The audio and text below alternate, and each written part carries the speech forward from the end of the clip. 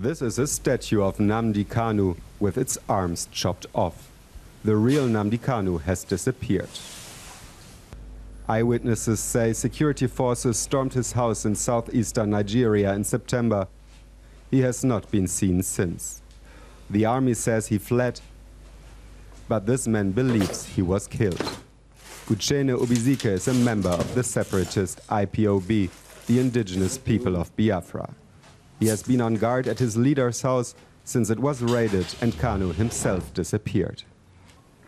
They started from that junction there, that junction over there, that where they started shooting. They come to kill. So most of us was running away, like someone like me, I ran away. Some of the separatists filmed what they believe was a military operation. Obizike says that 20 people were killed that afternoon. The brother of the missing separatist leader went underground. After many unsuccessful attempts to contact him, he agreed to meet us. He says the actions of the Nigerian military has made the IPOB even more determined to carry on. Asking for referendum is not asking for war. We want to be free people, and the only way we can achieve that is through referendum. And that's what my leader is saying, and that's what everybody believes in today. The government has rejected the separatists' demands. It says an independence referendum would be unconstitutional and dangerous. The information minister says all the governors in the region are of the same opinion. They are conscious of their responsibility to the people, and they are not going to be encouraging any kind of agitation that leads to loss of lives.